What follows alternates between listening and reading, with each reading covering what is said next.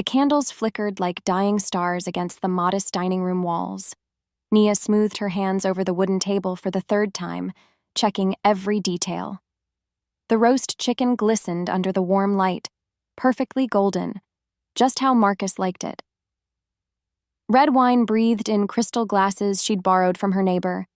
Even the wildflowers she'd picked that morning stood proud in their makeshift vase. Her heart hammered against her ribs. Tonight had to be perfect. 3 years, she whispered to the empty room. 3 years since Marcus had chosen her, a nobody orphan with no pack, no family, no status, over all the eligible beta females who'd thrown themselves at him. Tonight marked their anniversary, and she'd spent days planning every moment. The front door creaked open. Nia's breath caught as heavy footsteps echoed through their small home. "Marcus?" Her voice carried hope like a prayer. No answer. She wiped her palms on her dress, the blue one he'd complimented last spring, and hurried toward the entryway. Marcus stood there, still in his work clothes, shoulders rigid. His dark hair was disheveled, and his usually warm brown eyes seemed distant, cold. "You're late." The words slipped out before she could stop them. His gaze swept over her, then the dining room behind her. Something flickered across his face. Annoyance? "I got held up. I made your favorite." She gestured toward the table, hope bleeding into desperation. "Chicken with those herbs you love. And I found wine from that vineyard you mentioned." "Nia." His tone cut through her words like ice. "We need to talk." The world tilted slightly. She gripped the doorframe, forcing a smile. "After dinner, I spent all day. Now." The council chamber reeked of tension and barely contained aggression. Cassian Blackthorn sat at the head of the massive oak table, watching 5 alpha representatives argue over border disputes. Their voices rose and fell like a pack of snarling wolves, each trying to dominate the conversation. His golden eyes tracked every gesture, every micro-expression. Leadership meant reading the room, knowing when to speak and when to let them exhaust themselves first. "The rogues are getting bolder," growled Alpha Kane from the Eastern Territories. 3 attacks this month. "Maybe if you trained your warriors properly," Alpha Vera began. "Enough." Cassian's voice cut through the noise like a blade. Instant silence. "Kane, double your patrols, Vera. Send him 2 of your best trackers. The rogues are testing us. We don't give them an opening." The Alphas nodded, subdued. This was why he ruled them all, not just because of his bloodline, but because he commanded respect through strength and unwavering authority. His beta, Thomas, approached with a scroll. "Your Majesty, reports from the southern borders." Cassian unrolled the parchment, scanning the neat handwriting. More rogue activity. Something was stirring in his territory, something that made his wolf pace restlessly beneath his skin. Storm clouds gathered outside the tall windows of his castle. Rain would come soon. He could smell it in the air, along with something else, something that made his instincts sharpen. Change was coming. They sat across from each other at the carefully set table. The candles cast dancing shadows on Marcus's face, making him look like a stranger. He hadn't touched his food. "The chicken's getting cold," Nia said, cutting a small piece with shaking hands. Marcus watched her eat. His silence stretched between them like a chasm. "How was work?" She tried again. "You said the Hendersons were thinking about expanding their territory." "Elena's pregnant." The fork slipped from Nia's fingers, clattering against her plate. The sound echoed in the sudden stillness. "What?" The word barely escaped her throat. Marcus leaned back in his chair, studying her reaction with cold detachment. "Elena Morrison, beta female from the northern pack. She's carrying my child." The room spun. Nia gripped the edge of the table, her knuckles white. "I don't understand." "We've been seeing each other for 6 months. His voice held no remorse, no apology, just fact. It started as a political alliance, but... He shrugged.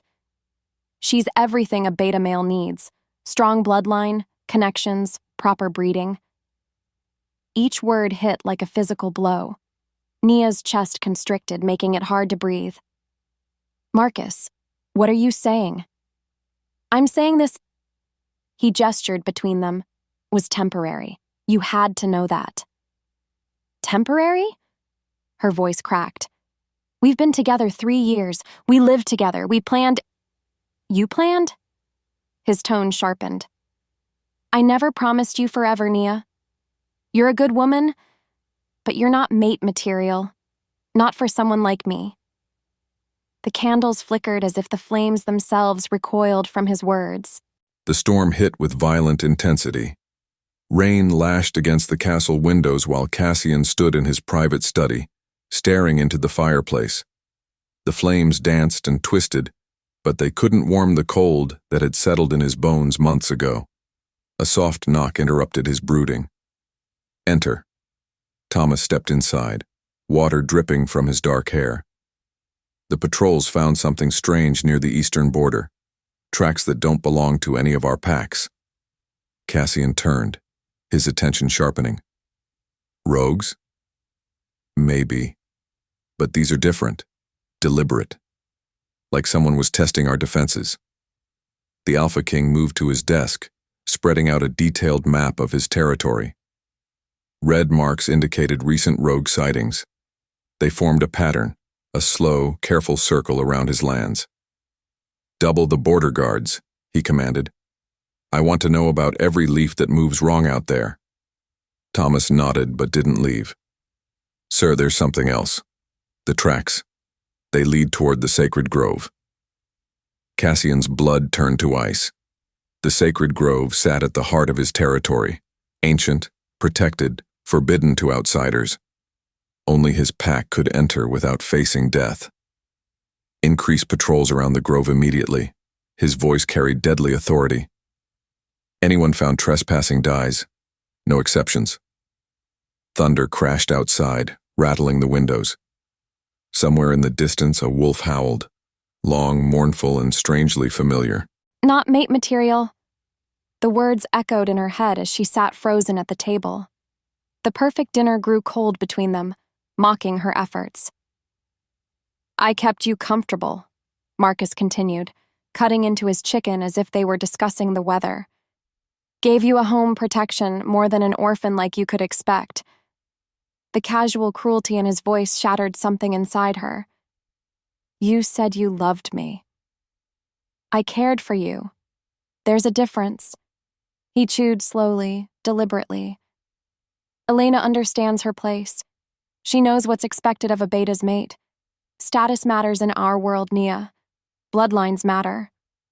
Heat flooded her cheeks, shame and rage warring inside her chest. So everything we shared meant nothing? It meant what it was supposed to mean. Temporary comfort. He set down his fork and fixed her with those brown eyes that had once looked at her with warmth. Elena's moving in tomorrow. I need you gone by then. The words hit like a physical slap. Gone? Pack your things. I'll give you enough money to get settled somewhere else. Consider it severance. Nia's hands trembled as she gripped her napkin. 3 years of her life reduced to severance pay. Where am I supposed to go? Marcus shrugged, already dismissing her. That's not my problem anymore. The candles guttered as a cold wind swept through the house. Outside, the storm that had been threatening all evening finally broke. Rain hammered against the windows with increasing fury. She stood on unsteady legs, her chair scraping against the floor. I gave you everything. And I'm grateful. His tone suggested anything but gratitude. But gratitude doesn't change reality. You're not enough, Nia. You never were. Something was wrong. Cassian paced his bedroom, unable to shake the restless energy coursing through his veins. His wolf clawed at his control, demanding to be released. The storm outside matched his inner turmoil. Wild, unpredictable, dangerous. A crash of thunder shook the castle. In that moment he felt it, a sharp spike of pain that wasn't his own. anguish so pure it stole his breath. Someone was suffering, someone nearby. He moved to the window, pressing his palm against the rain-streaked glass. Lightning illuminated the dark forest beyond his grounds. Nothing moved except the wind-lashed trees. But the feeling persisted, growing stronger. His wolf paced restlessly, drawn toward something in the darkness. Something he couldn't name but desperately needed to find. Another bolt of lightning split the sky. In its brief, brilliant light, he could have sworn he saw a figure moving through the trees, small, alone, struggling against the storm. Impossible. No one would be foolish enough to venture out in weather like this, especially not on his lands. Yet the feeling of anguish intensified, pulling at something deep in his chest. His hand moved to the window latch before he caught himself. Whatever was out there would have to weather the storm alone. He was the Alpha King. He couldn't chase shadows based on feelings. But as another wave of pain washed over him, not his own, never his own, Cassian began to wonder if some shadows were worth chasing. The rain continued to fall, washing away the old world to make room for something new. Rain sliced through Nia's thin jacket like frozen needles. She stumbled through the darkness, her small duffel bag clutched against her chest. Every step took her further from the only home she'd known for 3 years. Not mate material. Marcus's words echoed with each splash of her feet in the muddy road. The storm had turned the forest path treacherous. Branches whipped across her face, leaving stinging welts. She had nowhere to go. No family. No friends willing to cross Marcus for a discarded mate. Even so, her feet kept moving. Lightning split the sky, illuminating towering pine trees that seemed to stretch endlessly ahead. That's when she realized her mistake. In her blind flight from Marcus's house, she'd taken the wrong path. This wasn't the main road to town. This was the forbidden route leading deep into Alpha territory. Panic clawed at her throat. Stories whispered in hushed tones flooded her mind. Tales of trespassers found torn apart, their bodies left as warnings.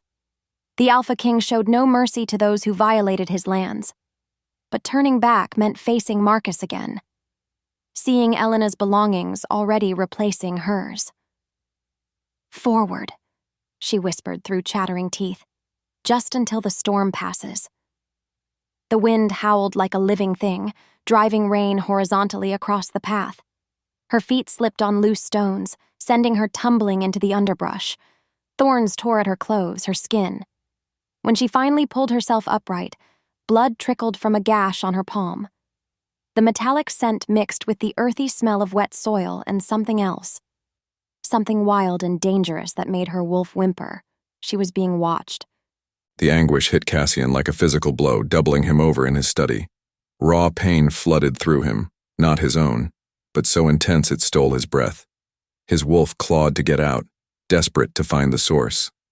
Mate. The word whispered through his mind unbidden. Impossible. He'd had a mate once. Camilla was dead, murdered by enemies who'd wanted to destroy him through her. The bond had died with her, leaving him hollow. But this feeling, this pull toward the forest. Lightning illuminated his windows as another wave of emotional agony crashed over him. Someone was out there. Someone who needed him. Before conscious thought could stop him, Cassian was moving. Down the castle steps, through the main hall, past startled guards who called after him. The storm greeted him like an old enemy, cold, brutal, unforgiving. His enhanced senses immediately picked up the scent trail. Female, terrified, bleeding, and heading straight for the sacred grove. His wolf surged forward, partially shifting as he ran. Claws extended, canines lengthened, golden eyes blazing in the darkness. Every instinct screamed protect, find, claim. The trail led deeper into forbidden territory. Whoever she was, she had no idea how much danger she was in. Not just from his wolves, but from the ancient magic that guarded the grove itself. Thunder crashed overhead as he caught sight of her. A small figure stumbling through the rain, soaked to the bone and shaking violently. She collapsed just as he reached the grove's edge. Consciousness returned slowly, like swimming up from the bottom of a dark lake. Warmth surrounded her. Soft fabric, the crackle of a fire, the scent of cedar, and something indefinably masculine. Her eyes fluttered open to find herself lying on an enormous bed draped in midnight blue silk. Candles cast dancing shadows on stone walls hung with tapestries depicting wolf hunts and ancient battles. This wasn't any ordinary bedroom. This was a castle chamber. Terror shot through her as memories flooded back. The storm, the forbidden path, the sacred grove where she'd collapsed. "You're awake." The voice was deep, controlled, with an edge that made her wolf submission instincts flare. She turned toward the source and her breath caught. A man stood near the fireplace, his back to her, tall and broad-shouldered, with dark hair that held hints of silver at the temples. Power radiated from him like heat from flames. When he turned, golden eyes met hers, predator's eyes that seemed to see straight through her. "You trespassed on sacred ground," he said, his tone neutral but deadly. "The penalty is death." Nia's mouth went dry. She knew that face from portraits in the pack houses, from whispered stories and fearful glances. Cassian Blackthorn, the Alpha King. I didn't mean to," she stammered, struggling to sit up. The room spun slightly. "I was lost in the storm." Lost. He moved closer, each step deliberate and controlled, on a path that's clearly marked as forbidden territory. "Please." The word escaped as barely a whisper. "I have nowhere else to go." Something flickered in those golden eyes. His nostrils flared slightly as if he was scenting her emotions. "What's your name?" "Nia. Nia Ashworth." "Ashworth." He frowned as if trying to place the name. "No pack?" Heat flooded her cheeks. "No, Your Majesty, I was... my mate..." Her voice broke on the word. "Discarded you." It wasn't a question. His expression remained unreadable, but something in his posture shifted. "The beta who threw you out in the storm." She nodded, unable to meet his gaze. Cassian studied the woman before him, fighting every instinct that screamed at him to comfort her. She was beautiful in a fragile way, dark hair tumbling around her shoulders, blue eyes bright with unshed tears, delicate features that spoke of both strength and vulnerability. But it was more than her appearance that affected him. Her scent wrapped around him like a drug, rain and wild roses with an underlying sweetness that made his wolf pace restlessly. Mate. The word whispered through his mind again, stronger this time. He crushed the thought immediately. He'd buried his capacity for that kind of bond with Camilla. This was something else. Misplaced protective instincts triggered by her obvious distress. "You know the law," he said, forcing coldness into his voice. "Trespassers on sacred ground die." She flinched but didn't look away. "Then kill me." The words hung between them like a challenge. Her chin lifted slightly, showing a spark of defiance that surprised him. "You think death is better than facing your beta's rejection?" "I think death is better than being nothing to no one." Her voice grew steadier. At least it would be honest. Despite himself, Cassian felt a flicker of respect. Most wolves would be begging for mercy by now. Instead, she sat there with quiet dignity, accepting her fate. That dignity called to something deep inside him, something he'd thought was dead. The throne room fell silent as Cassian entered with Nia at his side. His council members and visiting alphas turned to stare, their expressions ranging from curiosity to outright hostility. Word of the trespasser had spread quickly through the castle. "Your Majesty," Beta Thomas stepped forward, his face grim, "the council is ready to proceed with the execution."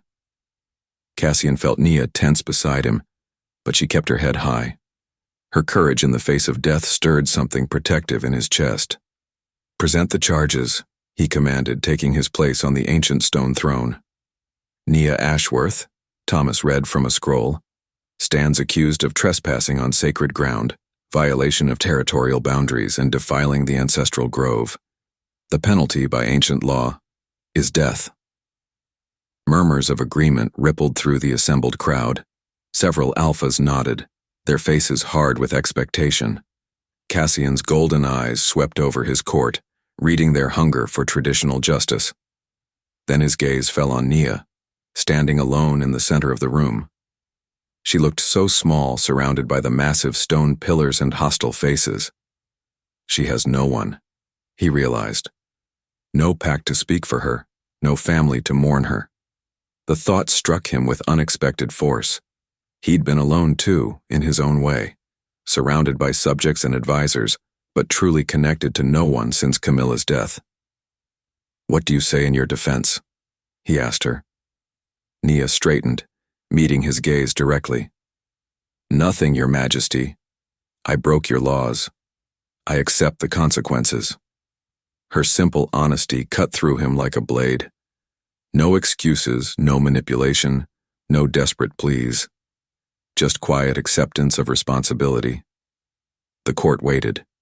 Ancient tradition demanded her death. His advisors expected swift justice. The watching alphas wanted blood to maintain the kingdom's reputation for strength. But looking at her, this discarded woman who faced death with more dignity than most of his nobles faced dinner, Cassian made a choice that would change everything. The Alpha King rose from his throne, his imposing figure casting long shadows in the candle-lit chamber. Nia's heart hammered against her ribs as she waited for the death sentence. "By ancient law," Cassian's voice rang out clear and commanding. "The penalty for trespassing on sacred ground is death."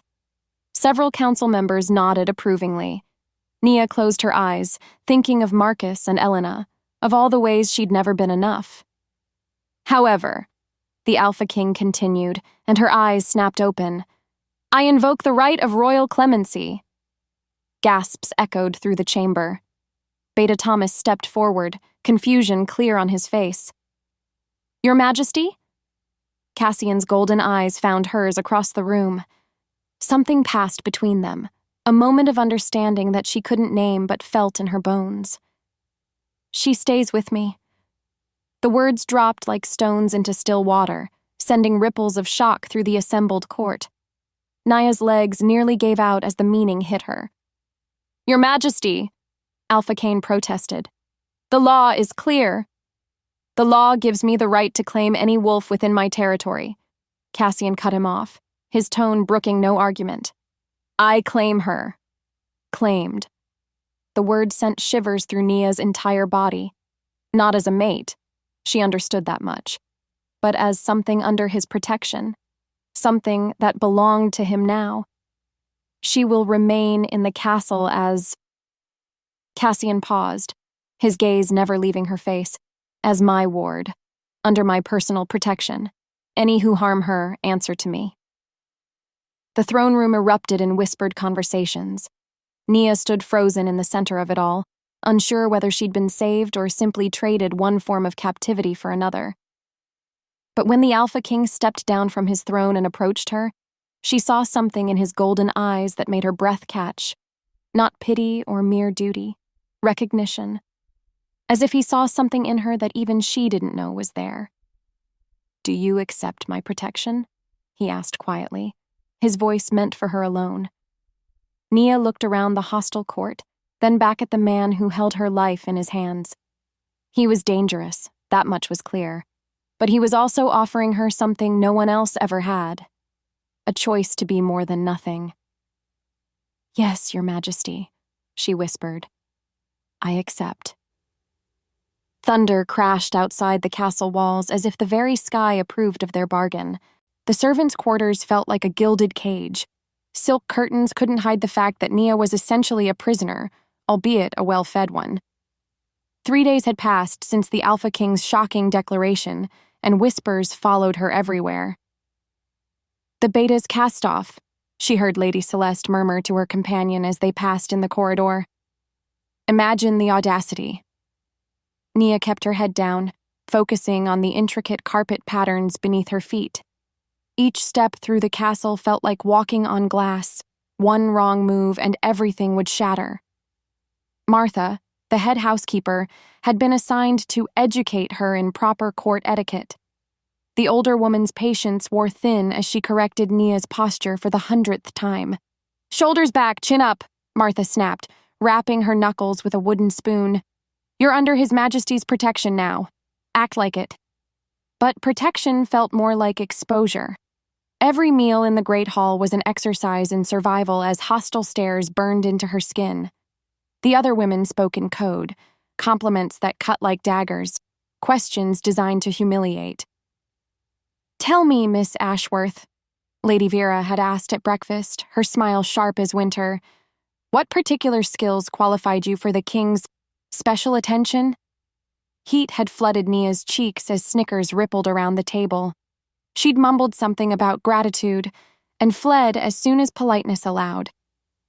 Now she stood at her window, watching the Alpha King train with his guards in the courtyard below. Even from this distance, his power was evident in every movement. Controlled violence wrapped in human form. Why had he saved her? The question haunted her sleepless nights. Cassian's sword met steel with bone-jarring force. Training helped quiet the restless energy that had plagued him since bringing Nia into his castle.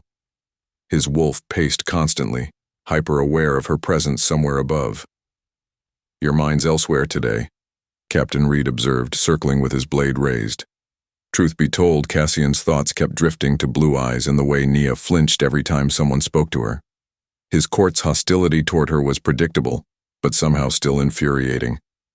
"Focus on your footwork," he deflected, launching into a series of aggressive strikes. But even as his body moved through familiar patterns, his enhanced hearing picked up conversations from the castle's upper floors. The cruel laughter of court ladies. Nia's quiet voice apologizing for existing. Something dark twisted in his chest. "Sire?" Reed lowered his sword, concern creeping into his voice. Cassian realized his grip had tightened until his knuckles showed white. The training dummy behind Reed bore fresh gouges from where his control had slipped. "Enough for today." He sheathed his weapon abruptly. "Double the evening patrols. I want reports on any unusual activity." As he strode toward the castle, Cassian caught sight of Nia's silhouette in an upper window. She turned away quickly, but not before he glimpsed the loneliness etched in her posture. His wolf wanted to comfort her. His rational mind reminded him that would only fuel more gossip. But rational thought grew harder to maintain when her scent drifted down from the open window, rain and roses tinged with sadness. The library became Nia's refuge. Hidden among towering shelves of ancient texts, she could almost pretend the hostile court didn't exist. Books didn't judge or whisper cruel things behind her back. She was deep in a treatise on territorial law when footsteps echoed through the vast room. Panic fluttered in her chest. Had she wandered somewhere forbidden again? "Don't stop reading on my account." The Alpha King's voice made her jump, nearly dropping the heavy volume. He stood at the end of her row, hands clasped behind his back, golden eyes unreadable. "Your Majesty." She scrambled to stand, the book clutched against her chest like armor. "I didn't know you. I mean, if this area is restricted..." "It's not." He moved closer and she caught his scent, cedar and something wild that made her wolf stir restlessly. "What are you reading?" Heat flooded her cheeks. "Territorial boundary laws. I thought I should understand what I violated." Something flickered across his features. Surprise? Most people avoid learning about their crimes after the fact. I'm not most people. The words slipped out before she could stop them. Silence stretched between them. Nia braced herself for anger at her presumption, but when she dared to look up, his expression was thoughtful rather than offended. "No," he said quietly. "You're not." He reached past her to pull a book from the shelf, close enough that his warmth ghosted across her skin. The sudden proximity made her breath catch. "Try this one instead." He handed her a slim volume bound in midnight blue leather. "History of the Sacred Groves. If you're going to understand your crime, understand its context." Their fingers brushed as she took the book. The contact sent electricity shooting up her arm, and from his sharp intake of breath, he felt it too. The moment their skin touched, Cassian's carefully maintained control wavered. Heat shot through him, followed by an awareness so intense it was almost painful. His wolf surged forward, demanding he pull her closer. Instead, he stepped back abruptly. Nia stared at the book in her hands, her cheeks flushed pink. "Thank you, Your Majesty." "Cassian." The name escaped before he could stop it. "When we're alone, you can call me Cassian." Her eyes widened. That wouldn't be appropriate. I decide what's appropriate in my castle." The words came out rougher than he intended, making her flinch. Immediately, he regretted his tone. She was already walking on eggshells around everyone else. He didn't want to add to her fear. "I meant," he said more gently, "formality can be exhausting. Sometimes it's nice to simply be human." The irony wasn't lost on him. Neither of them was entirely human, but she seemed to understand his meaning. "Cassian," she said softly, testing his name on her lips. The sound of it in her voice did dangerous things to his self-control. He needed to leave before he did something they'd both regret. "The court ladies have been challenging for you," he observed, keeping his tone neutral. Her shoulders tensed. "They're entitled to their opinions. Their opinions matter less than you think." He turned to face her fully. "You're under my protection. That means something here." "But why?" The question burst out of her, raw and desperate. "Why protect someone like me? I'm nothing special, just a discarded—" "Don't." His voice cut through her self-deprecation like a blade. "Don't reduce yourself to their words." She stared at him, something vulnerable and hopeful flickering in her blue eyes. Before he could say something he shouldn't, footsteps echoed in the library entrance. They sprang apart like guilty children as Beta Thomas appeared around the corner. "Your Majesty, the evening reports are ready for your review." Duty called, as it always did. But as Cassian left Nia among the books, he couldn't shake the image of her face when she'd said his name. The attack came at sunset. Nia was returning from the library when screams erupted from the castle's eastern wing. Guards rushed past her, weapons drawn, shouting orders she couldn't understand over the chaos. "Get to the safe rooms!" Captain Reed bellowed as he ran past. "All non-combatants to the safe rooms now." Instead of following the fleeing servants, Nia found herself moving toward the commotion. Training she'd forgotten she possessed kicked in. Her father had been a warrior before his death, and he'd taught her to fight before she was old enough to understand why. The eastern courtyard was chaos. Dark shapes moved between the pillars. Rogues, she realized with horror. At least a dozen of them, moving with coordination that suggested this wasn't a random attack. They were testing the castle's defenses, looking for weaknesses. A guard went down near the main entrance, clutching a wounded arm. 3 rogues closed in for the kill. Nia moved without thinking. Her hand closed around a fallen sword, muscle memory guiding her as she struck.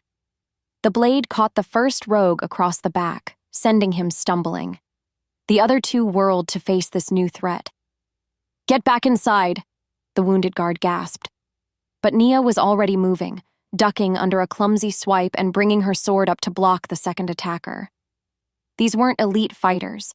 They relied on numbers and surprise rather than skill. She fought with desperation, born of having nothing left to lose. Every technique her father had drilled into her childhood came flooding back. Cassian burst into the courtyard expecting to find his guards overwhelming a handful of rogues. Instead, he found organized chaos, and Nia in the middle of it, sword in hand, protecting a wounded soldier. His heart stopped. She was supposed to be safe in the interior rooms, not fighting for her life in his courtyard. The rogue facing her was twice her size, but she moved like water, flowing around his attacks, striking when he overextended. There was skill there, hidden beneath layers of self-doubt and learned helplessness. Pride and terror warred in his chest as he watched her fight. A second rogue moved to flank her while she was engaged with the first. She didn't see the danger approaching from her blind side. Cassian's wolf exploded forward. His partial shift happened mid-leap, claws extending, canines lengthening, golden eyes blazing with protective fury. He landed on the flanking rogue with enough force to snap the creature's spine. The remaining rogues scattered as his roar echoed off the castle walls. They'd accomplished their goal, testing his defenses, probing for weaknesses. Now they melted back into the forest like shadows. As the immediate danger passed, Cassian turned to find Nia staring at him with wide eyes. His partial shift was still visible. Claws, fangs, the predatory grace that marked him as alpha. "You're hurt," she said, ignoring his monstrous appearance to focus on the cuts across his arms. Her acceptance of his true nature hit him like a physical blow. No fear, no revulsion, just concern for his well-being. "You shouldn't have been here," he said roughly, fighting to regain human form. "You should have run." "I couldn't." She lowered her sword, exhaustion replacing adrenaline. "When I saw them hurting your people..." The simple statement revealed everything. Despite the court's hostility, despite her own fears, she'd already begun thinking of his castle as home. His people as hers to protect. Something shifted in Cassian's chest, a wall he'd built around his heart cracking just enough to let in dangerous light. Around them his guards worked to secure the courtyard, but all his attention focused on the woman before him, bloodied but unbowed, beautiful in her fierce protectiveness. His ward, his responsibility, his... He couldn't finish that thought. Not yet. But as he escorted her back to safety, one truth crystallized with perfect clarity. Nia Ashworth was far more dangerous to his carefully controlled world than any rogue attack. The strategy room hummed with tension as Nia spread patrol reports across the massive oak table. 3 weeks had passed since the courtyard attack, and Cassian had shocked everyone by including her in his war council meetings. "The rogue movements follow a pattern," she said, pointing to red marks on the territorial map. "They're not random raids, they're reconnaissance." Alpha Cain leaned forward, his expression skeptical. What would a beta's discarded mate know about military strategy? Heat flashed through Nia's chest, but before she could respond, Cassian's voice cut through the room like ice. "She knows enough to have saved 3 of my guards' lives. Continue, Nia." The use of her first name in front of the council sent ripples of shock through the assembled alphas. Nia felt their stares like physical weight, but forced herself to focus on the map. "They're testing response times from different entry points," she continued, tracing the attack locations. "Each raid pushes a little deeper before retreating. They're looking for the path of least resistance." Beta Thomas nodded slowly. "She's right. The timing between attacks suggests coordination. But coordination requires leadership," Alpha Vera observed. "Rogues don't typically organize on this scale." Cassian's golden eyes fixed on the map, his expression grim. "Someone's hunting us. The question is who?" As the meeting continued, Nia caught herself stealing glances at him. Over the past weeks, their relationship had shifted into something she couldn't name. Not friendship. The attraction that crackled between them was too intense for that, but not romance either, despite the way her pulse jumped whenever he looked at her. Trust, maybe. The dangerous kind that made her forget why getting close to him was a terrible idea. Watching Nia command the attention of his war council filled Cassian with an emotion he didn't want to examine too closely. Pride, certainly. But something deeper, a fierce satisfaction at seeing her intelligence finally recognized. She'd blossomed over the past weeks. The frightened woman who'd arrived in the storm was being replaced by someone confident and capable, someone who belonged at his side. The thought sent warning bells through his mind. "Your Majesty," Thomas said as the other alphas filed out, "might I have a word?" Cassian nodded, but his eyes tracked Nia as she gathered the reports. She moved with new assurance, no longer flinching when others looked at her. "The court is unsettled," Thomas began carefully once they were alone. "Your relationship with Miss Ashworth is causing talk." "What kind of talk?" Though Cassian kept his voice neutral, his wolf bristled at the implied criticism. Some question whether it's appropriate for someone of her background to have such influence. Others wonder if your judgment is being compromised. The words hit their target. Cassian's hands clenched at his sides as he fought the urge to remind Thomas exactly who ruled here. "My judgment has kept this kingdom safe for 8 years," he said quietly. "Are you questioning it now?" Thomas paled. "Of course not, Your Majesty. I'm simply warning me." Cassian turned to face his beta fully. "About what exactly? That I value competence over bloodlines? That I judge people by their actions rather than their pedigree? About the dangers of emotional attachment when enemies are circling?" Thomas replied with surprising boldness. "Your first mate, don't." The word came out as a growl. Don't compare them. But the damage was done. Memories of Camilla flooded his mind. Her laugh, her warmth, the way she'd looked at him with complete trust right before the assassin's blade found her heart. Love had made him weak once. He couldn't afford that weakness again. The assassination attempt came at midnight. Cassian woke to the sound of breaking glass and rolled from his bed as a crossbow bolt embedded itself in his pillow. Black-clad figures poured through his bedroom window, professional killers moving with deadly precision. His wolf exploded forward as he fought them barehanded.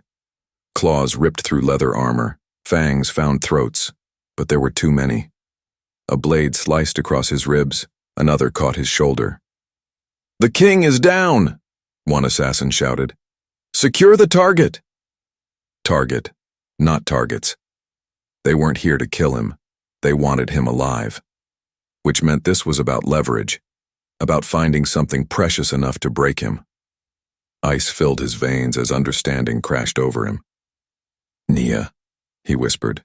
Nia jerked awake to hands clamping over her mouth. Dark figures surrounded her bed, their faces hidden behind masks. Panic exploded through her chest as she struggled against iron grips. "Quiet, little wolf," a voice whispered against her ear. "Scream, and the king dies." They dragged her from her room through secret passages she didn't know existed. The castle that had become her sanctuary transformed into a maze of shadows and threats. "Who are you?" she gasped when they finally removed the gag. The leader pulled off his mask, revealing a face she didn't recognize, handsome in a cold way with dark hair and calculating eyes. "Someone who believes the Alpha King has forgotten his place," he said. "My name is Victor, and you, my dear, are going to help me remind him what happens when rulers become attached." Horror flooded through her as the implications hit. "You killed his first mate." Victor's smile was arctic. "Camilla was a weakness that needed removing. Just as you are now." He leaned closer, his breath hot against her face. "But unlike her quick death, yours will be educational. Cassian will watch you suffer for every day he defied the natural order." "What natural order?" Defiance sparked through her fear. "Strong alphas don't mate beneath their station. They don't elevate the worthless or give power to the powerless." His hand tangled in her hair, jerking her head back. "They certainly don't fall in love with discarded beta trash." The words should have hurt. Instead, they revealed a truth that stole her breath. Cassian was falling in love with her. Despite everything, her lack of status, her broken past, the danger her presence brought, he was choosing her, and that choice was going to get him killed. The scent trail led through the forest toward the abandoned ruins of Shadowmere, an ancient castle destroyed in the last territorial war. Cassian followed it in full wolf form, his pack flanking him on either side. Rage burned through his veins, barely contained by tactical necessity. They had her. The monsters who'd murdered Camilla had Nia, and they would pay in blood for touching what was his. His. The admission hit him mid-stride, nearly sending him stumbling. When had he started thinking of her as his? When had her safety become more important than his own life? Thomas's warning echoed in his mind. Emotional attachment when enemies are circling. His beta had been right to worry. Love was making Cassian reckless, predictable. But as they approached Shadowmere's crumbling walls, One truth blazed through his consciousness with perfect clarity. He'd rather die loving Nia than live safely without her. The choice was made. Now he just had to survive the consequences. Victor's men chained her in Shadowmere's highest tower, her wrists raw from the iron shackles. Through the broken windows, she could see torches moving through the forest, Cassian coming for her, just as Victor had planned. "He's walking into a trap," she told her captor as he checked her bonds. "Of course he is." Victor seemed pleased by her observation. "Love makes even the strongest wolves predictable. He'll charge in here thinking only of saving you, and my men will cut him down." "Why?" The question burned in her throat. "Why kill him? What could you possibly gain?" Victor's expression shifted, revealing old rage beneath the calculated calm. 8 years ago, Cassian's expansion into the northern territories destroyed my pack, scattered my family, left me with nothing but the need for justice. Justice? Nia stared at him in disbelief. "This is revenge, not justice." "They're the same thing when you've lost everything." He moved to the window, watching the approaching lights. "He took my world. Now I'll take his." The sounds of battle erupted from the courtyard below. Snarls, screams, the clash of steel on claw. Nia's heart clenched as she heard Cassian's roar of fury echo off the stone walls. "He's strong," Victor observed conversationally. "Stronger than I expected, but even Alpha Kings can bleed." She had to do something. Sitting here helpless while Cassian fought for his life, for her, was unbearable.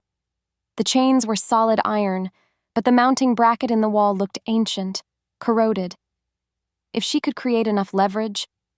Victor's forces were better trained than the rogues, but they were still no match for an enraged Alpha King. Cassian tore through them like a force of nature, his wolf driven by primal need to reach his mate. His mate. Not his ward. Not his responsibility. His mate. The realization should have terrified him. Instead, it filled him with savage purpose. Every enemy that fell brought him closer to Nia. Every step up the tower stairs was a step toward reclaiming what belonged to him. He found Victor waiting in the highest chamber, sword drawn, with Nia chained against the far wall. Blood trickled from a cut on her forehead, and fury nearly consumed Cassian's rational mind. "Let her go," he growled, his voice barely human. "Your fight is with me." "My fight is with everything you represent," Victor replied, raising his blade. "Your arrogance, your assumption that power gives you the right to take whatever you want. I never took anything from you. You took my territory, my family's ancestral lands. You drove us into exile and called it expansion." Victor's eyes blazed with old hatred. But that was just business, wasn't it? Nothing personal. The words hit Cassian like physical blows. How many families had been displaced by his kingdom's growth? How many victors had he created without even knowing their names? "You want revenge?" Cassian stepped forward, his claws extending. "Then face me. But leave her out of this." Victor laughed, a sound devoid of humor. "Love really has made you stupid. Don't you understand? She is the revenge. Watching you lose what you love most. That's justice." As Victor lunged forward with his sword, Nia's voice cut through the chamber.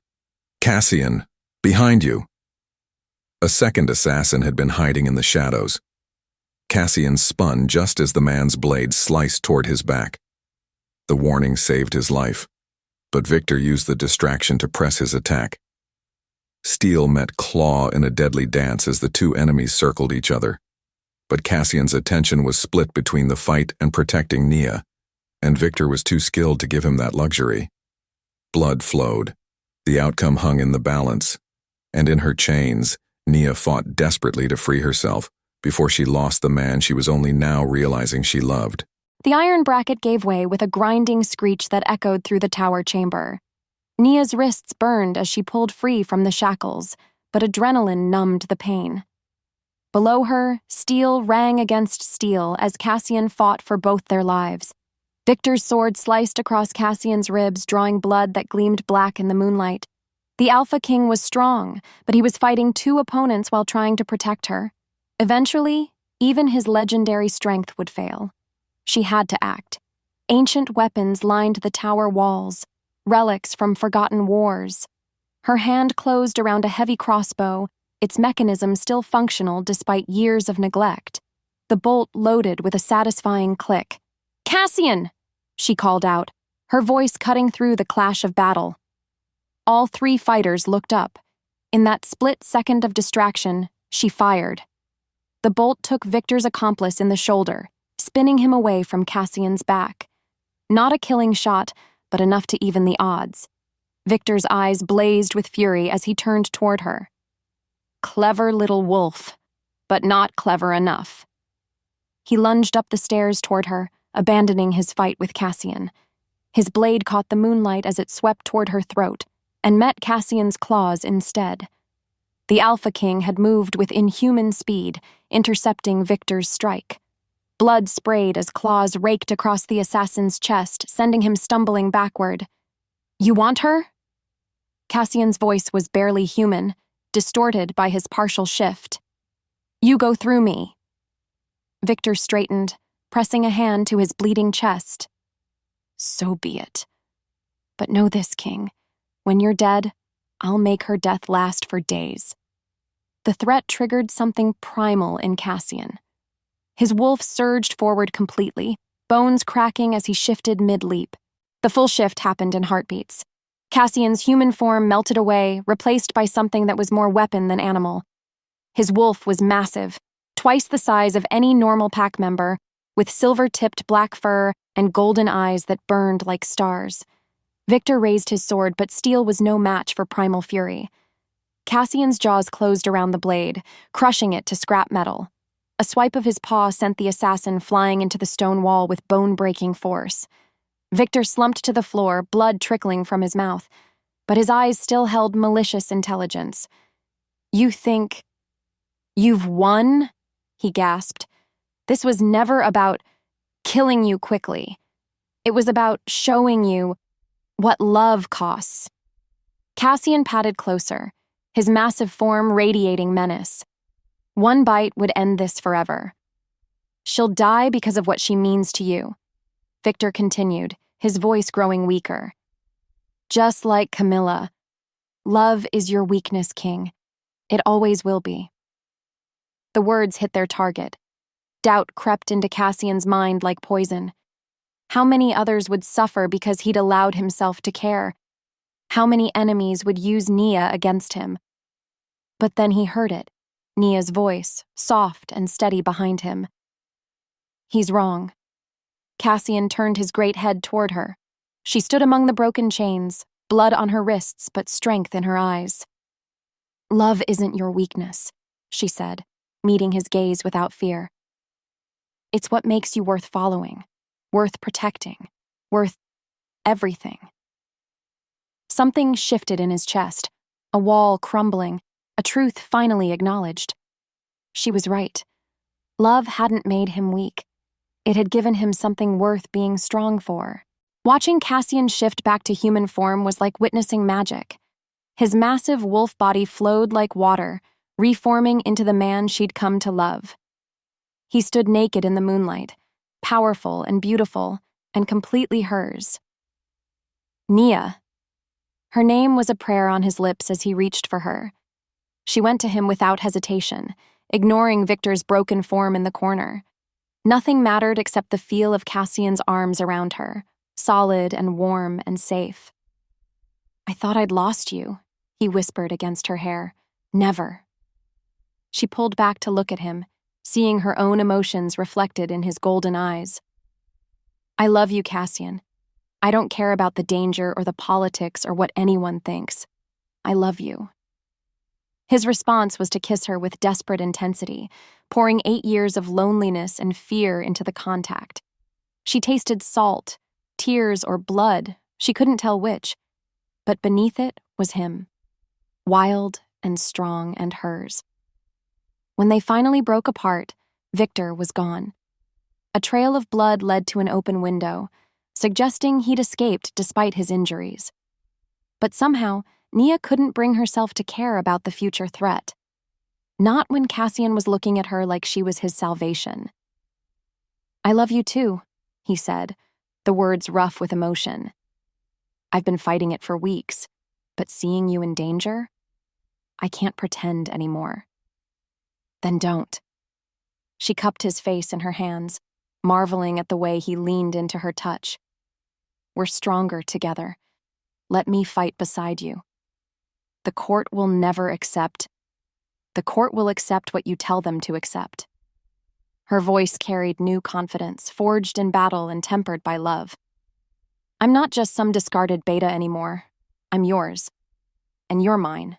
The great hall had never been more silent. Every member of the court stood assembled as Cassian entered with Nia at his side. Word of the night's events had spread quickly. The assassination attempt, Victor's escape, the battle in Shadowmere's ruins. But nothing had prepared them for what came next. "By ancient law and royal decree," Cassian announced, his voice carrying to every corner of the vast chamber, "I claim Nia Ashworth as my true mate and future queen." The reaction was immediate and explosive. Gasps echoed off the stone walls. Several court ladies looked ready to faint. Alpha Kane stepped forward, his face red with indignation. "Your Majesty, surely you can't be serious. The bloodline, the political implications, are mine to consider." Cassian cut him off. His wolf prowled just beneath the surface, making his authority unmistakable. "I am the Alpha King. My choice of mate is not subject to committee approval." Beta Thomas cleared his throat carefully.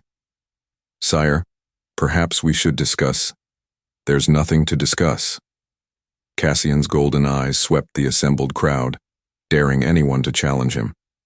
"She fought beside me tonight, saved my life, proved her worth in blood and courage." Lady Celeste tittered nervously. "But surely breeding and proper bloodlines matter less than character." Nia's voice rang out clear and strong. Every eye turned to her as she stepped forward. "I may not have been born to nobility, but I choose to live with honor. I choose to protect rather than destroy, to build rather than tear down." Her gaze found Lady Celeste's. "Can you say the same?" The implied challenge hung in the air. Celeste paled and stepped back, unable to meet Nia's steady stare. Alpha Vera raised her hand. "Your Majesty, what of the political ramifications? Other kingdoms will see this as what?" Cassian's voice dropped to a dangerous level. "As proof that I value loyalty over politics, that I choose my allies based on their actions rather than their ancestors? Good. Let them know exactly what kind of king they're dealing with." The authority in his tone brooked no argument. One by one, the assembled court members bowed their heads in submission. Standing in the center of the great hall, feeling the weight of every stare, Nia should have been terrified. Instead, she felt powerful. Not because of Cassian's protection, but because of her own hard-won strength. "Some of you see me as an outsider," she said, her voice carrying to every corner of the chamber. "Someone who doesn't belong in your world of ancient bloodlines and political marriages."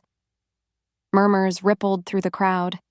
She continued, undaunted. "You're right. I don't belong to that world. But I belong to this one. The world where actions matter more than accidents of birth. Where courage counts more than connections." Her eyes found Marcus in the crowd. He stood with Elena, both of them looking shell-shocked by her transformation from discarded mate to future queen. "I was thrown away once," she said, her gaze holding Marcus's. "Told I wasn't good enough, wasn't worthy. But I learned something that night in the storm. My worth isn't determined by how others see me. It's determined by how I choose to live." Marcus looked away first, shame coloring his features. Cassian moved to stand beside her, his presence solid and reassuring. "The mating ceremony will take place in 1 week," he announced. "Anyone who cannot accept my choice is free to leave my court." The challenge was clear. Adapt or leave. Slowly, Beta Thomas stepped forward and dropped to one knee. My loyalty is to the crown, he said formally. I pledge my service to Queen Nia.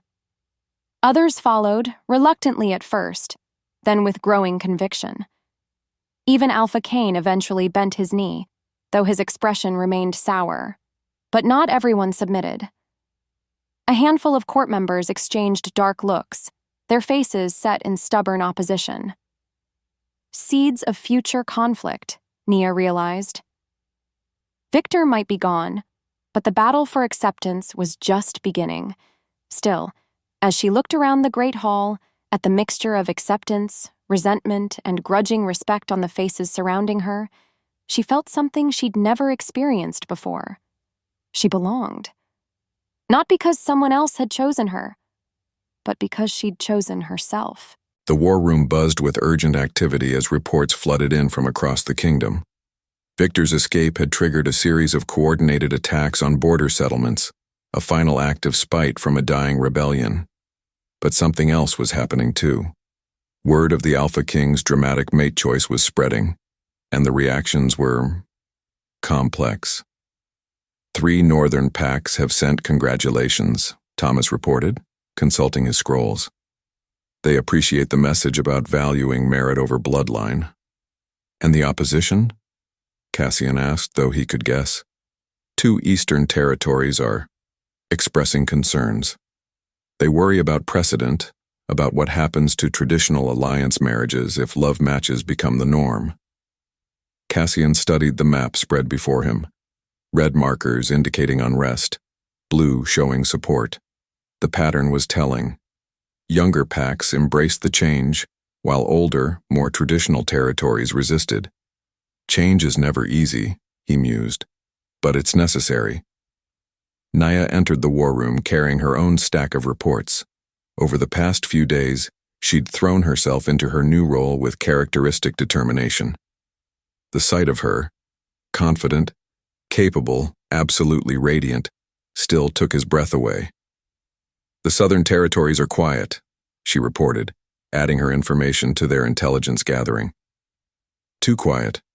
I think they're waiting to see which way the wind blows before committing to either support or opposition. Smart analysis, as always. Cassian felt that familiar surge of pride at her insight. There's something else, she continued, her expression troubled. I've been getting reports of unusual rogue activity near the abandoned silver mines, not attacks, more like they're searching for something. Victor. The name hung unspoken between them. The assassin's body had never been found in Shadowmere's ruins, and his escape route suggested careful planning rather than desperate flight. Double the patrols in that area, Cassian ordered Thomas, and send word to the mining settlements. They need to be on high alert. As his beta hurried off to relay orders, Cassian found himself alone with Nia for the first time in days. The constant demands of ruling had kept them busy from dawn to dusk, with little time for private moments. Regrets? He asked quietly, moving to stand beside her at the window. She looked up at him with those blue eyes that had become his salvation. About loving you? Never. About accepting a crown that comes with so much danger? Her smile was radiant. The danger existed long before I arrived. At least now we face it together. Before he could respond, she rose on her toes and kissed him, soft and sweet and full of promise. When they broke apart, he rested his forehead against hers. 1 week, he murmured. 1 week, she agreed. And then no power in any kingdom will be able to separate us. But even as she spoke the words, Nia felt a chill of premonition. Victor was still out there somewhere, wounded and desperate and consumed by hate. Men like that didn't give up. They just got more creative with their revenge. The silver mines. Something about that detail nagged at her memory. She'd read about them in one of the castle's history books. Old excavations that had been abandoned when the veins ran dry. But there had been something else. Suddenly, she remembered. The mines connected to a network of natural caves that ran beneath the castle itself. Ancient passages used by defenders during siege warfare, long since sealed off and forgotten. except Victor had spent weeks studying this place before his attack. He would know about the tunnels. "Cassian," she said urgently. "The silver mines, they connect to the castle through underground passages." His expression sharpened immediately. "Are you certain?" "The history books mention them. Escape routes for the royal family during the War of the Three Crowns." Her mind raced through the implications. If Victor's men are searching the area, they're looking for another way in. Cassian was already moving toward the door.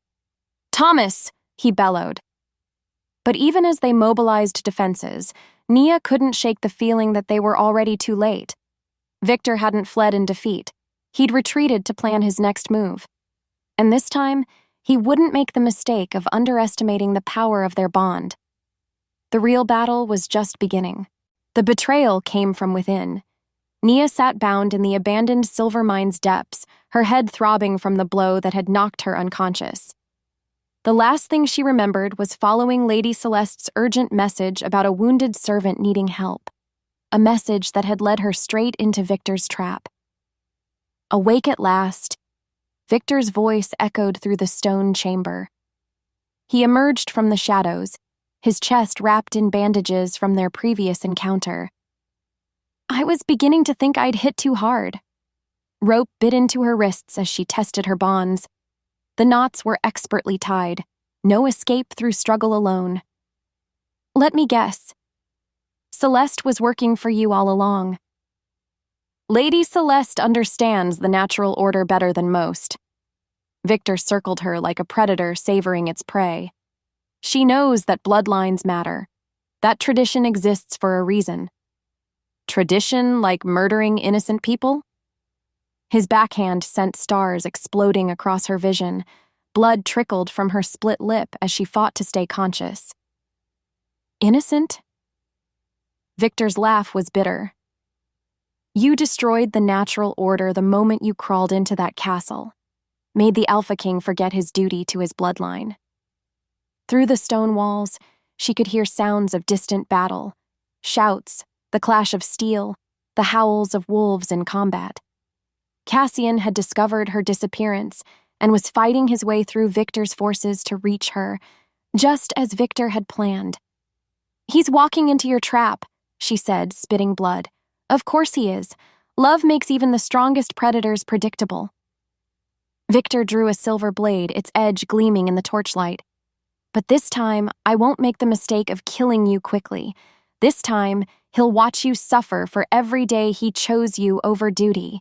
The mine tunnels were a maze of branching passages and crumbling supports. Cassian followed Nia's scent trail through the darkness, his wolf form moving with deadly purpose through the narrow spaces. Behind him, his warriors spread out to cover alternate routes. But he knew where Victor would be waiting, in the deepest chamber where the sound of Nia's screams would carry through the stone to torment him. Thomas's voice crackled through the communication crystal clipped to his collar. "Sire, we've secured the upper levels, but there are at least 20 hostiles between you and the main chamber. 20 men between him and his mate." Victor had planned well, using the confined spaces to neutralize Cassian's superior numbers. But the assassin had made one crucial error. He'd underestimated what an Alpha King would do for love. Cassian's wolf dissolved into shadow and fury, becoming something beyond animal, beyond human. Pure protective instinct given form. The first group of guards never knew what hit them. Victor's blade traced a line of fire across her shoulder, shallow but agonizing. He was skilled at causing maximum pain without fatal damage, experience gained from his previous victims. "Camilla lasted 3 days," he said conversationally, cleaning blood from the silver edge. "She kept begging me to kill her quickly to spare Cassian the pain of watching. Noble until the end." Rage flared through Nia's pain. "You're a monster." "I'm a realist." Another cut, this one across her thigh. "The strong rule, the weak serve. Your Alpha King forgot that lesson when he elevated you above your station." The sounds of battle were getting closer. Cassian was fighting through Victor's forces with the unstoppable fury of a wolf protecting his pack. "He'll be here soon," Victor mused. pressing the silver blade against her throat. "And when he sees what I've done to you, when he realizes that loving you has cost him everything, he'll break." "You're wrong." Nia met his eyes despite the knife at her throat. "Love doesn't make him weak. It makes him invincible." Victor's expression darkened. The blade bit deeper, drawing a thin line of blood. "We'll see." The 20th guard fell to Cassian's claws as he burst into the main chamber. What he saw there nearly drove him to madness. Nia hung suspended from chains, her clothes torn and bloodied, silver burns marking her skin where Victor's blade had found its mark. But her eyes still blazed with defiance. "Let her go." His voice was barely human, distorted by rage and the partial shift that rippled through his frame. Victor stood behind Nia, his silver blade pressed against her throat. The mighty Alpha King, reduced to begging. How the powerful have fallen. Your fight is with me. Release her and face me. My fight is with what you represent. The corruption of natural law. Victor's grip tightened on the knife. "But you're right about one thing. This ends between us." He stepped back from Nia, raising his blade in challenge. "Single combat. No weapons except what nature gave us. When you're dead, I'll finish what I started with your pretty little mate." Cassian's wolf snarled its acceptance. This was what he'd wanted since the moment he'd found Camilla's body. The chance to tear Victor apart with his bare hands. But as he circled his enemy, a terrible realization hit him. Victor was stalling, drawing out the confrontation. Why? The answer came in the form of a rumbling sound deep beneath their feet. Explosives. Victor had rigged the mine to collapse. "You're going to bring down the whole mountain," Cassian breathed. Victor's smile was arctic. "Love and duty, King. Choose one. Save your mate, or save your kingdom from the rock slide that will bury the valley." The explosion started small, distant rumbles that sent dust cascading from the ceiling, but they were growing stronger, moving closer. Victor had planned this perfectly. Force Cassian to choose between saving her and saving the hundreds of innocent people in the valley below. Make him live with the guilt either way. "Go," she gasped, her voice hoarse from screaming. "Save them." Cassian's golden eyes found hers across the chamber. In them, she saw the same terrible choice that was tearing her apart. Duty versus love, the many versus the few. "I won't leave you. You have to." Tears she hadn't allowed herself to shed finally spilled down her cheeks. "That's what makes you a good king. You put your people first." Victor laughed, enjoying their anguish. How touching. The discarded mate, finally accepting her place. Another explosion, closer this time. Rocks began to fall from the ceiling. "Choose, King," Victor shouted over the growing rumble. "Your crown or your heart?" Cassian stood frozen between them, his dying mate and his duty to his people. The weight of the choice was visible in every line of his body. And Nia realized that if she could free herself, she could give him the one thing he needed most. She could take the choice away. The silver chains burned her wrists as she worked them against the mounting bracket. Victor's attention was focused on Cassian, savoring the king's agony as explosions shook the mine around them. "Time's running out," Victor taunted. "How many will die while you stand there paralyzed?" Blood from her cuts made the chains slippery. If she could just get enough leverage? The bracket gave way with a grinding shriek of metal. Nia dropped to the ground, her legs barely supporting her after hours of hanging in chains, but adrenaline gave her strength as she lunged for Victor's discarded pack. The remaining explosives were there, enough to bring down this chamber while sparing the rest of the mountain. "Cassian, go!" she screamed, her hands closing around the detonator. Both men spun toward her. Victor's face twisted with rage as he realized what she intended. "No!" he roared, diving toward her. Cassian moved faster, his wolf form launching across the chamber to intercept Victor mid-leap. They collided in mid-air, claws and steel meeting in a deadly embrace. "The valley!" Nia gasped as they crashed to the ground. Save the valley! Cassian's anguished roar echoed off the stone walls. Nia! I love you, she whispered, and triggered the charges. The explosion tore through the chamber like the wrath of angry gods. Cassian felt the blast wave hit him, felt the mountain coming down around them. His last coherent thought was of Nia's face, beautiful and brave and utterly selfless. Then darkness claimed him. He woke to sunlight streaming through broken stone and the sound of his pack digging frantically through the rubble. Every inch of his body screamed in protest as he tried to move. Sire! Thomas's voice thick with relief. Don't try to move, you've been unconscious for 2 days. 2 days. The words hit him like physical blows. Nia. Her name escaped as barely a whisper. Thomas's expression crumbled. We haven't found her yet, but we're still searching. Still searching. Hope and despair warred in Cassian's chest as he forced himself to sit up despite Thomas's protests. Around him, the mine chamber was a tomb of fallen stone and twisted metal. She'd sacrificed herself to save the valley, to save his people, to spare him the impossible choice between love and duty. The village? He asked. Safe. The explosions were contained to this section. Thomas helped him to his feet. She saved them all, and lost herself in the process. Cassian stared at the rubble that had become Nia's grave, and felt something inside him die.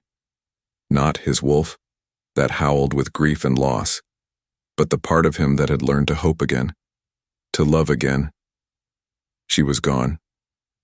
His mate, his salvation, his reason for being strong. Victor's body lay crushed beneath a fallen beam, his quest for revenge finally ended. But his victory was complete. He'd taken everything that mattered. As rescue workers continued their desperate search through tons of fallen stone, Cassian stood in the ruins of his happiness and wondered how he would find the strength to rule a kingdom when his heart lay buried beneath the mountain. 3 days of digging. 3 days of moving tons of stone with bare hands and desperate hope. Cassian's wolf refused to accept what his mind already knew. No one could survive being buried that deep for this long.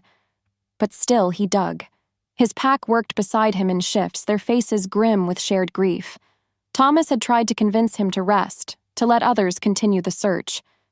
Cassian's response had been a snarl that sent his beta scrambling backward. Sire. Captain Reed approached carefully, his voice heavy with reluctance. The council is asking when the memorial service will be held. Cassian's claws scraped against stone as he pried loose another boulder. When we find her body. Sir, it's been 3 days. The chances are none of your concern. His voice carried the kind of authority that ended conversations permanently. Reed retreated, leaving Cassian alone with his grief and the endless pile of rubble. Each stone removed revealed nothing but more stone. Each hour that passed made hope seem more foolish. But he couldn't stop. Stopping meant accepting that she was gone. That love had cost him everything, just as Victor had promised. The afternoon sun beat down mercilessly as he moved another section of fallen ceiling. His enhanced hearing caught something that made him freeze. The faintest sound, barely audible over the work around him. A heartbeat. Weak, irregular, but unmistakably alive. Here! He roared, his voice echoing across the excavation site. She's here! Consciousness returned in fragments, the taste of dust, the pressure of stone, the burning in her lungs as she fought for each breath. Darkness surrounded her so completely she couldn't tell if her eyes were open or closed. Memory came flooding back. The explosion. Victor's final moment of rage before the mountain fell. The look on Cassian's face as she triggered the charges. She was alive. Somehow, impossibly, she was alive. A pocket of air had formed around her when the stones fell, created by a twisted beam that had taken the weight of the collapse. Her water supply came from a slow leak in what must have been an underground stream. Barely enough to survive, but enough. Her left arm was broken. She could tell that much from the grinding pain when she tried to move. Several ribs, too, probably. But she was breathing, thinking, hoping. Above her, she could hear voices, distant but growing closer. The sound of stones being moved with desperate urgency. "Cassian," she whispered, her voice barely a croak. As if summoned by his name, his voice reached her through the stone, closer now, filled with such desperate hope it made her chest ache. "Nia, can you hear me? We're coming!"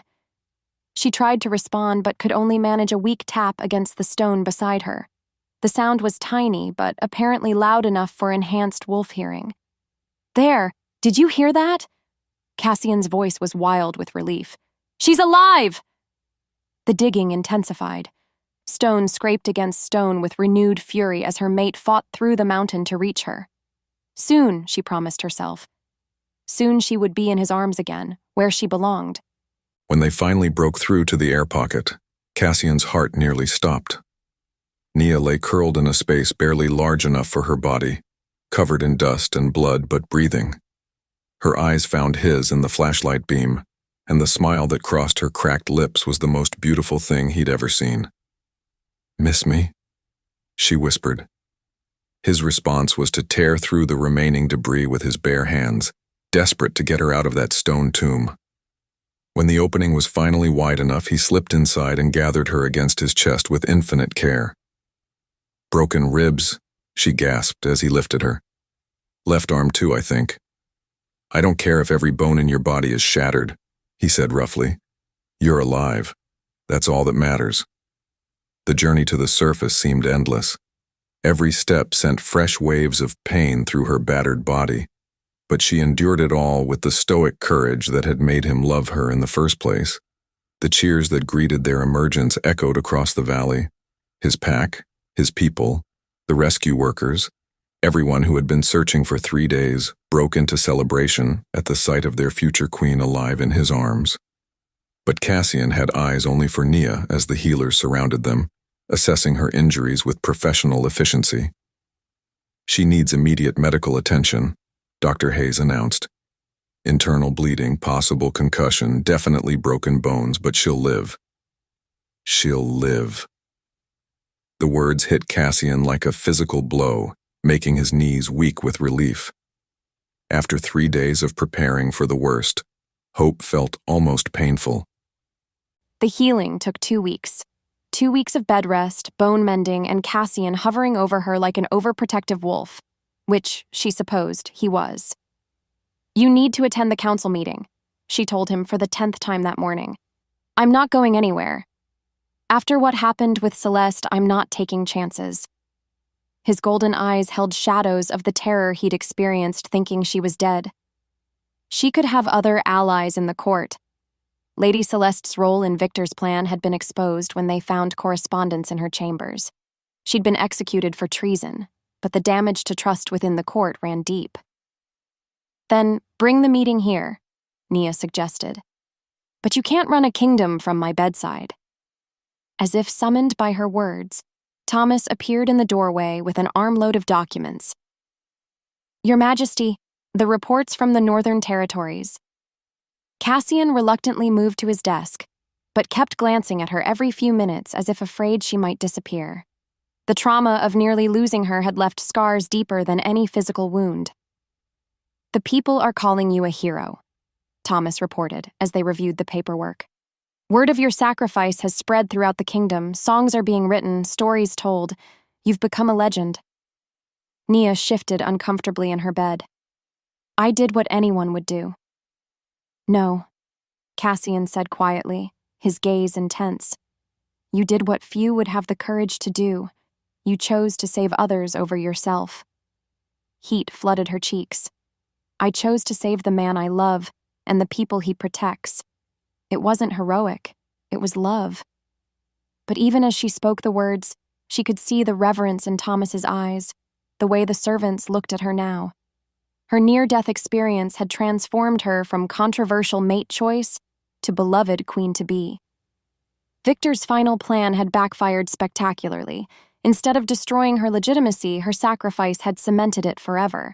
The wedding preparations took on an almost desperate urgency in the days following her recovery. After coming so close to losing each other, neither she nor Cassian wanted to wait any longer than necessary to make their bond official. "The Moon Festival is in 3 days," Cassian said as they stood on the castle's highest balcony, watching the sunset paint the mountains gold. "Traditionally, royal matings are performed under the full moon." 3 days. She leaned into his warmth, marveling at the simple pleasure of being alive to feel his arms around her. "Can everything be ready by then?" "It will be ready." His voice carried absolute certainty. "I won't risk losing you again." Below them, the castle courtyard buzzed with activity as servants rushed to prepare for the ceremony. Flowers were being arranged, banners hung, tables set for the hundreds of guests who would witness their union. But Nia's attention was caught by movement at the forest's edge, a figure watching from the tree line before melting back into the shadows. "Did you see that?" she asked, pointing toward where the figure had been. Cassian's body tensed immediately. "Thomas!" he called to his beta, who was overseeing decorations below. "Double the perimeter guards. Someone was watching from the forest." "Probably just a curious villager," Nia said, though unease prickled along her spine. "Maybe." But Cassian's expression remained troubled. "Victor had allies we never identified. Just because he's dead doesn't mean the threat is over." As if summoned by their conversation, Captain Reed appeared with an urgent report. "Your Majesty, we found signs of a camp about 2 miles north, recently abandoned, but there were at least a dozen people there." Cassian's jaw tightened. "Survivors from Victor's group?" "Possibly. The tracks head toward the eastern border." Reed hesitated. "There's something else. We found this nailed to a tree." He handed over a piece of parchment covered in crude writing. Nia read over Cassian's shoulder, her blood turning to ice at the message. "The false queen will never be safe. The blood debt remains unpaid." "They blame me for Victor's death," she realized. "Let them." Cassian's voice carried deadly certainty as he crumpled the threat in his fist. "Anyone foolish enough to threaten you will learn the same lesson Victor did." But as they returned inside to finalize security arrangements, Nia couldn't shake the feeling that their happiness was built on shifting sand. Victor was dead, but his poisonous legacy lived on in the hearts of those who'd followed him. The wedding would happen in 3 days.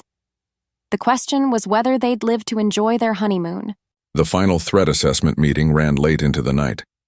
Maps covered every surface as Cassian's security team planned defensive positions for the wedding ceremony. "Snipers on the towers," Captain Reed pointed to marked locations. "Patrol routes covering every approach. We'll have the sacred grove surrounded by your best warriors." "It's not enough," Cassian said, studying the plans with growing frustration. "They'll be expecting traditional security.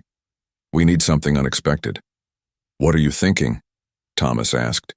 Cassian's smile held no warmth. "That maybe it's time to go hunting instead of waiting to be hunted." The room fell silent as his meaning sank in. Instead of purely defensive measures, he was proposing to take the fight to Victor's remaining followers. "Track them down before the ceremony," he continued. "End this threat permanently." "Sir," Reed said carefully, "that would mean leaving the castle largely undefended. If it's a trap to draw you away from Miss Ashworth, then they'll learn that my mate is perfectly capable of defending herself." Cassian's eyes gleamed with predatory satisfaction. "Nia fought beside me against Victor. She's not some helpless princess who needs constant protection." The truth was, he was tired of reacting to threats against her. Tired of looking over his shoulder, of seeing fear in her eyes every time shadows moved wrong. Their enemies wanted to make him choose between love and duty. He'd show them that love could be its own kind of warfare. "Gather the pack," he ordered. "We hunt at dawn." As his warriors filed out to make preparations, Cassian remained at the war table staring at the maps. 3 days until their wedding. 3 days to eliminate every threat to their future happiness. Victor had taught him a valuable lesson. Sometimes the best defense was overwhelming offense. And when it came to protecting his mate, Cassian Blackthorne had no intention of fighting fair. The hunt had taken 2 days, tracking Victor's remaining followers through the deepest parts of the forest. Cassian's pack had eliminated the threat with ruthless efficiency, 12 rogues who would never again threaten his mate or his kingdom. Now, as dawn broke on their wedding day, he stood in the sacred grove where their ceremony would take place. Ancient oaks formed a natural cathedral, their branches intertwining overhead like nature's own blessing. Moonflowers bloomed despite the daylight, a rare phenomenon that the pack's elders claimed as a sign of the moon goddess's approval. "Everything is secure," Thomas reported, approaching through the trees. "The grove is surrounded, and every guest has been personally verified." Cassian nodded, but his attention was caught by movement in the forest beyond. A flash of silver between the trees that shouldn't have been there. His wolf surged to alertness. "Thomas, get word to the castle. Tell them." The crossbow bolt took Thomas in the shoulder, spinning him around before he crashed to the ground. More bolts whistled through the air as black-clad figures emerged from concealment. Not 12 followers. Dozens. Victor's network had been far larger than they'd realized, and Cassian had walked straight into their trap. "The hunt was a diversion," he snarled, claws extending as rogues surrounded him. "They wanted me away from Nia." A familiar laugh echoed through the grove. Impossible. Victor stepped into view, his face bearing fresh scars but very much alive. "Did you really think a little cave-in would kill me?" Victor's voice carried mocking amusement. "I've spent years preparing for this day. Your wedding day, when all your defenses are focused on celebration instead of protection." Cassian's blood turned to ice. "The body we found. One of my followers, roughly my size. Amazing how similar corpses look after being crushed by rocks." Victor drew his sword, its silver edge gleaming with deadly promise. "But don't worry, King. You won't live long enough to see what I do to your precious mate." The wedding dress was a masterpiece of silk and moonbeam lace, designed to complement the sacred grove's natural beauty. Nia stood before the mirror in her chambers, marveling at the transformation. She looked like a true queen, regal, confident, beautiful. "You're radiant," Martha said, adjusting the flowing train. "His Majesty will be speechless." But something felt wrong. Cassian should have returned from his hunt by now. The ceremony was set to begin at midday, and the sun was already climbing toward its zenith. A commotion in the courtyard below caught her attention. She moved to the window and saw guards running toward the forest, their faces grim with urgency. "Martha, what's happening?" The older woman's expression tightened as she listened to voices from the corridor. "I don't know, my lady, but perhaps you should—" The window exploded inward as a grappling hook caught the frame. Rogues poured into the room before Nia could react, their movements coordinated and professional. "Scream and die," their leader warned, pressing a blade to Martha's throat. "Come quietly and she lives." Nia's mind raced.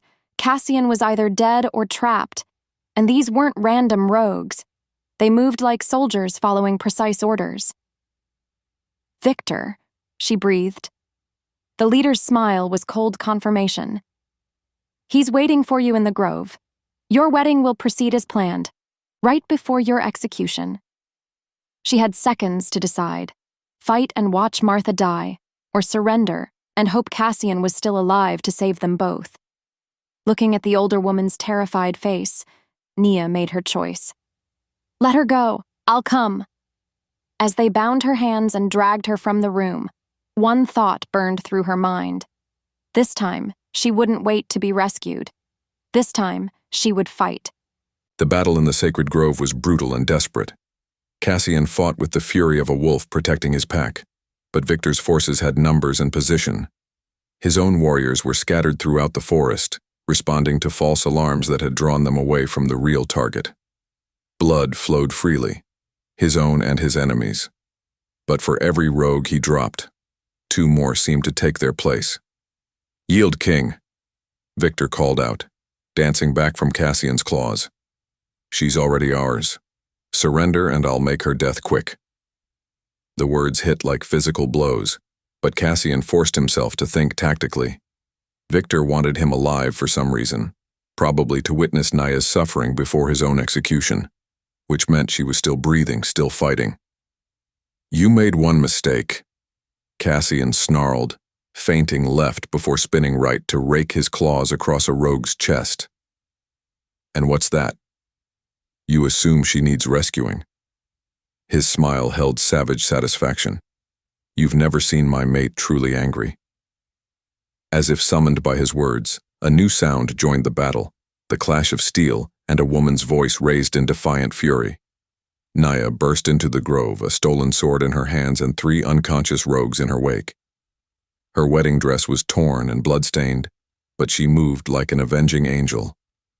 The sight of her, alive, fighting, magnificent, sent power surging through Cassian's exhausted frame. The rope burns on her wrist stung as she parried Victor's desperate attack. He'd underestimated her again, assuming the helpless victim he'd tortured in the mines would cower before him. Instead, she'd slipped her bonds during transport, stolen a guard's weapon, and fought her way to the grove. Every lesson her father had taught her, every technique she'd absorbed watching Cassian train, all of it focused into lethal purpose. "You were supposed to die in those caves," Victor snarled, pressing his attack. "Sorry to disappoint." She ducked under his wild swing and opened a line across his ribs. "But I'm harder to kill than you thought." Around them, the battle was turning. Cassian's reinforcements had finally arrived, surrounding the remaining rogues. But Victor fought with the desperation of a man who knew this was his last chance for revenge. "If I can't have my vengeance," he gasped, blood frothing on his lips, "then I'll settle for mutual destruction." He reached for something at his belt, a small device that made Nia's blood freeze, another explosive, just like the one that had nearly buried her alive. "Everyone dies today," Victor whispered, his thumb moving toward the trigger. Cassian's roar of denial echoed through the grove as he launched himself across the clearing. But he was too far away, moving too slowly.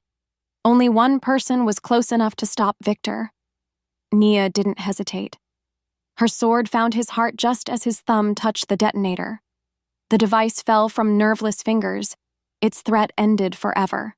Victor's body lay still among the moonflowers, his blood watering the sacred ground. Around the grove, the last of his followers had either fled or surrendered. The threat that had haunted them for months was finally, truly ended. Cassian reached her side as she swayed on her feet, exhaustion and adrenaline warring in her system. His arms came around her, solid and warm and real. "It's over," he said, his voice rough with emotion. "He can't hurt anyone else." She leaned into his strength, marveling at the simple miracle of being alive. They'd both survived, battered, bloodied, but unbroken. "Our wedding," she said, looking around at the disrupted grove. Flower petals were scattered with blood, and the carefully arranged decorations lay trampled by the battle. "Can wait," Cassian said firmly. "You've been through enough for one day." But even as he spoke, pack members were emerging from the forest, not just warriors, but the entire court, all the wedding guests who'd been waiting in the castle for the ceremony to begin. Alpha Cain stepped forward, his usual stern expression softened by something like awe. "Your Majesty, the people have gathered. They've heard what happened, what you both endured to protect the kingdom. And?" Cassian's arm tightened protectively around Nia's waist. "They want to witness your union, not because of duty or tradition, but because of what you represent." Cain's gaze found Nia's. Love that conquers all obstacles, strength found in partnership, hope for the future. Looking around the grove, Nia saw it was true. The assembled crowd, nobles and commoners alike, watched them with expressions of respect and genuine affection. Her sacrifice in the mines, her courage in battle, had earned something no royal decree could provide: the people's love. "What do you think?" Cassian asked quietly, his golden eyes searching hers. She looked at the sacred grove, blood-stained but beautiful, damaged but still standing. Like them. Like their love. I think, she said, her voice growing stronger with each word, that we've waited long enough. The ceremony that followed was unlike any royal wedding in the kingdom's history. No grand procession, no elaborate pageantry, just two people who'd fought through hell to reach each other, standing before their pack under the ancient oaks. Nia had changed from her ruined wedding dress into something simpler, a flowing gown of deep blue that made her eyes shine like sapphires. She was beautiful, but more than that, she was his equal in every way that mattered. The pack elder stepped forward to perform the binding ritual, his weathered hands steady as he wound the ceremonial cord around their joined wrists. Under the witness of the moon goddess and this sacred grove, he intoned, "Do you, Cassian Blackthorn, take this woman as your true mate?" "I do." The words came easily, backed by absolute certainty. Through darkness and light, in strength and weakness, for all the days of our lives. The elder turned to Nia. "And do you, Nia Ashworth, accept this bond with full knowledge of its sacred nature?" Her voice rang clear and strong. "I do. Through whatever storms may come, whatever enemies we face, I choose him. I choose us." Power flowed between them as the ancient words took hold. Not just the political authority of a crown, but something deeper. The recognition of souls that had found their perfect match. When they kissed to seal the bond, applause thundered through the grove. But Cassian was aware only of Nia, the taste of her lips, the feel of her heartbeat against his chest, the absolute rightness of holding her in his arms. "My queen," he whispered against her mouth. "My king," she replied, and her smile was radiant as sunlight. As they turned to face their people, their pack, their family, their future, Cassian felt something he'd never experienced before: perfect contentment. Not the temporary satisfaction of victory, but the deep peace of a man who'd found his place in the world. Beside him, Nia raised their joined hands to acknowledge the crowd's cheers.